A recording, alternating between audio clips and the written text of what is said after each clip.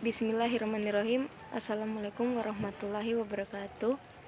Perkenalkan, nama saya Aprilia Santika, NIM F1G118038, jurusan Ilmu Komputer.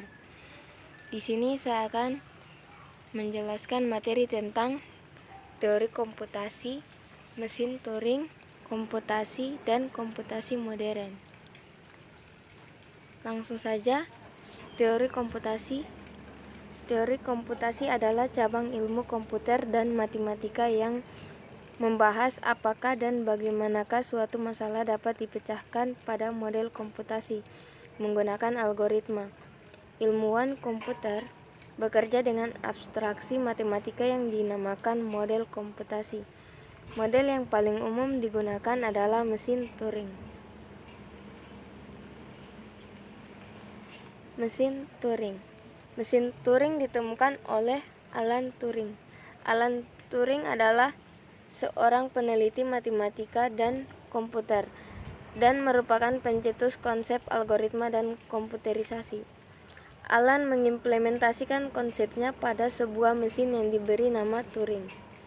Model komputasi pada mesin Turing tersebut akhirnya digunakan menjadi model komputasi pada mesin komputer. Pada mesin Turing terdapat pita sebagai sel-sel penyimpanan yang dapat memuat informasi dalam jumlah state tidak terbatas dan dapat diakses pada bagian manapun dari pita. Terdapat head yang menunjukkan posisi yang diakses pada pita yang dapat bergerak ke kanan atau ke kiri untuk membaca input, melakukan penulisan ataupun mengubah isi pita. Mesin Turing. Mesin Turing bisa dianalogikan seperti komputer sederhana dengan jumlah state sebagai memori, pita sebagai memori sekunder, dan fungsi transisi sebagai program. Mesin Turing digunakan sebagai model yang sesuai untuk menentukan apakah suatu fungsi dapat diselesaikan oleh komputer atau tidak. Apapun yang bisa dilakukan oleh mesin Turing pasti bisa dilakukan oleh komputer.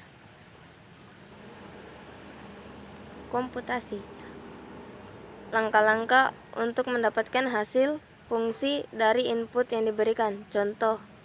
Pertama, input, proses, output. Kedua, tabel basis data, SQL, hasil query. Selanjutnya, dokumen Google dan dokumen relevan dengan query. Selanjutnya, bilangan bulat, konversi suhu, bilangan suhu dalam satuan Celcius. Segala sesuatu yang dapat dikomputasi dengan mesin disebut computable. Hal ini membentuk teori komputabilitas atau menyatakan kebalikan, yaitu menunjukkan apa yang tidak dapat diselesaikan dengan komputasi atau non-computable function. Komputasi sangat erat hubungannya dengan algoritma. Non-computable function. Ada fungsi yang tidak bisa dialgoritmanya. Tidak ada output yang mungkin dihasilkan. Running forever. Komputasi modern. Komputasi modern memiliki ciri yang pertama, sumber daya yang disediakan bersifat heterogeneus, terdiri dari berbagai jenis perangkat keras, sistem operasi, serta aplikasi-aplikasi lain. Kedua, komputer-komputer terhubung ke jaringan yang luas dengan kapasitas bandwidth beragam. Tiga, komputer maupun jaringan tidak terdedikasi bisa hidup atau mati sewaktu-waktu tanpa jadwal yang jelas.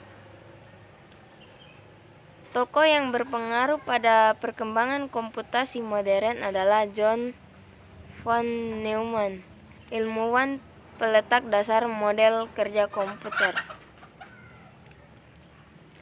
Masalah yang dipecahkan pada komputasi modern, yang pertama, Akurasi.